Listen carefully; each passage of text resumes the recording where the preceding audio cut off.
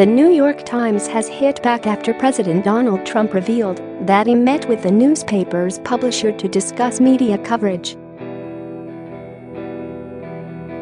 On Sunday morning, the president took to Twitter to reveal the meeting and said they came to mutual agreement. Had a very good and interesting meeting at the White House with A.G. Sulzberger, publisher of the New York Times, he wrote.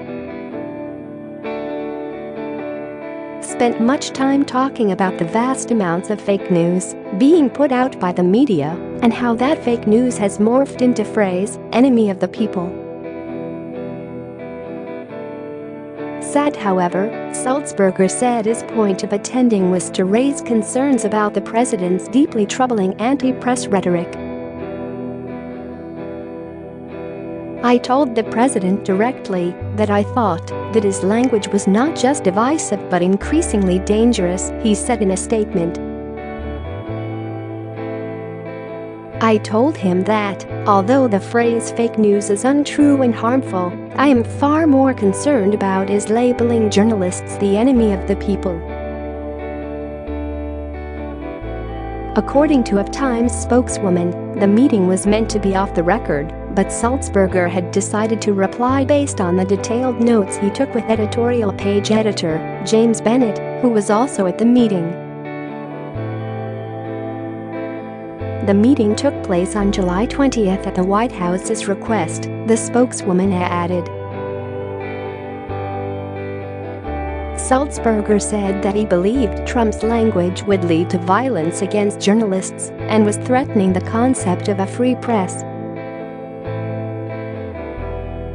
Share this article. I made clear repeatedly that I was not asking for him to soften his attacks on the Times if he felt our coverage was unfair, he continued.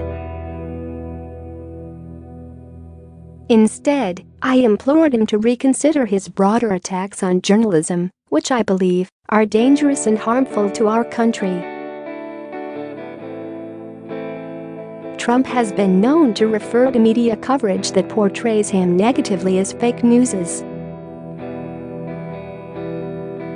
He has used this term, as well as the enemy of the American people, to describe journalists numerous times on Twitter and in news conferences.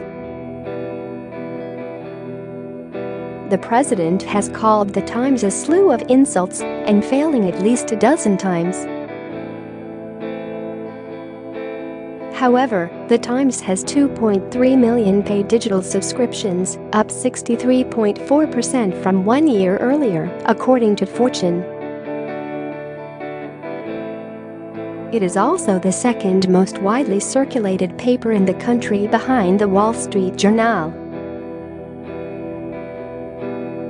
Additionally, the Times reported back in February the total revenue for 2017 increased by 8% to $1.7 billion. Sulzberger became publisher in January, replacing his father, Arthur Oakes Sulzberger Jr., who had been publisher since 1992. Read the New York Times statement in full. Earlier this month, AG received a request from the White House to meet with President Trump. This was not unusual. There has been a long tradition of New York Times publishers holding such meetings with presidents and other public figures who have concerns about coverage. On July 20th, AG went to the White House, accompanied by James Bennett, who oversees the editorial page of the Times. Mr. Trump's aides requested that the meeting be off the record, which has also been the practice for such meetings in the past.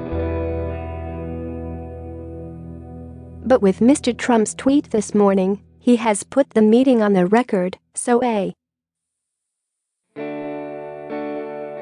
has decided to respond to the president's characterization of their conversation based on detailed notes. AG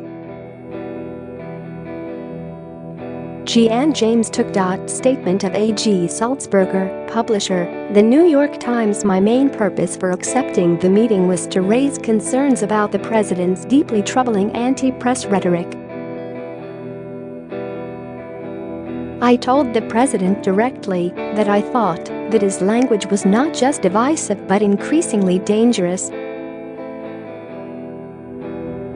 I told him that, although the phrase fake news is untrue and harmful, I am far more concerned about is labeling journalists the enemy of the people. I warned that this inflammatory language is contributing to a rise in threats against journalists and will lead to violence. I repeatedly stressed that this is particularly true abroad, where the president's rhetoric is being used by some regimes to justify sweeping crackdowns on journalists. I warned that it was putting lives at risk, that it was undermining the democratic ideals of our nation, and that it was eroding one of our country's greatest exports, a commitment to free speech and a free press.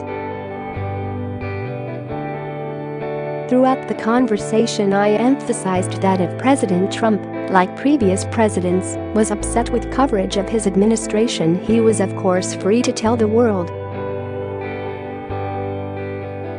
I made clear repeatedly that I was not asking for him to soften his attacks on the Times if he felt our coverage was unfair.